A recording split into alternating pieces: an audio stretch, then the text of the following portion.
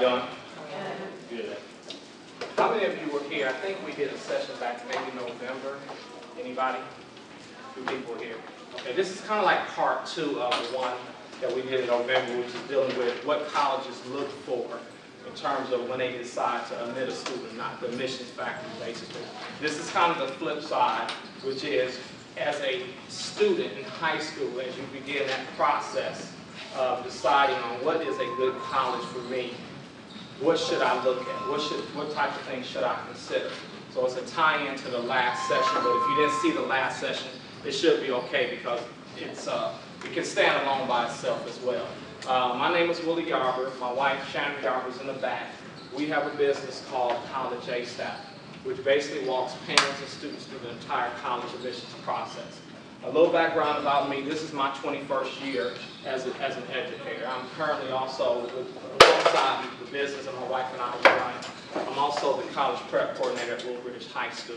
I'm a former high school basketball coach of 17 years. Matter of fact, one of the gentlemen out there, I coached him in the 7th grade.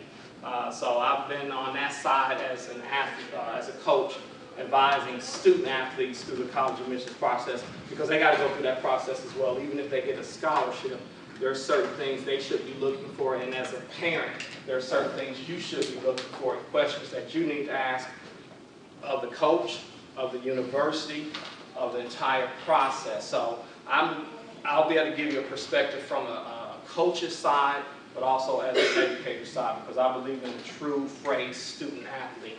I always like to get a little bit of background from the audience so I can try to customize what I'm going to say based on your current situation. How many of you have a child that's in the 9th grade?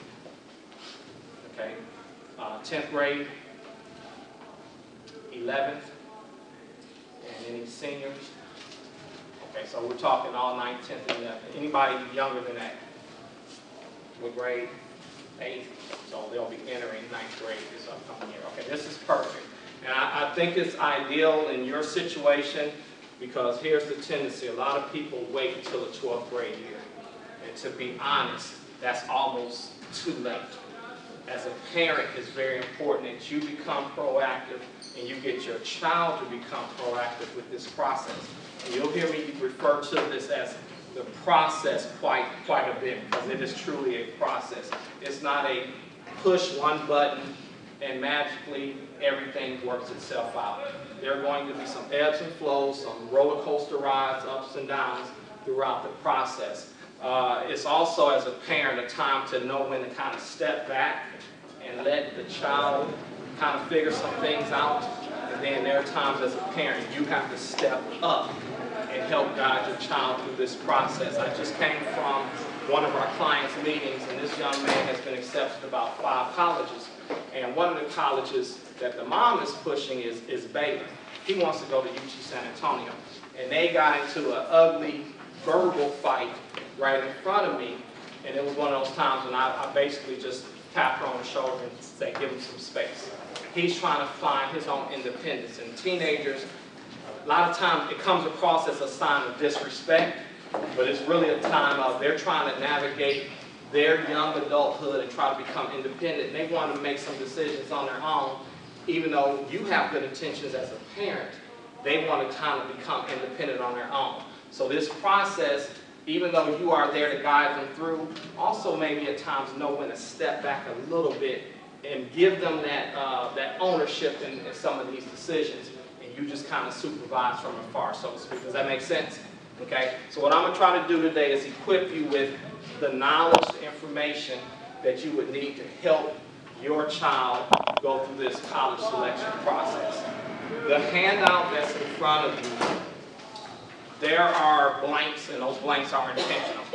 The classroom teacher in me comes out when we do these workshops where I want the interaction to be on both ends, not just me giving, but you also taking notes, asking questions, participating.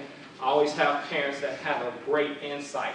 You may have a child that has already gone through this process, and you can share with other parents and hear some of the things that you went through that can benefit them as well. So don't feel like it just has to come from me. If you got something to add to this conversation and to this session, by all means do so.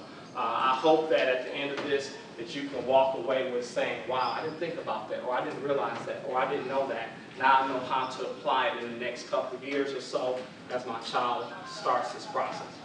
Okay? Questions? Okay. Again, the teacher and me is going to throw in some things that you might not be used to. So here's what I'm asking us to do as a group collectively. There's an introduction, and it's called the 4.5 A's of finding the college that is good for me. I'm going to ask us as a group collectively to read that introduction paragraph together. Can we do that? Okay. I'll just say 1, 2, 3 and start. Okay. 1, 2, 3, start. This is one of the most popular questions people ask when beginning their college selection process. Although the intent is solid, the question is not the most effective way to find a college that is suitable for you. During this presentation, college is currently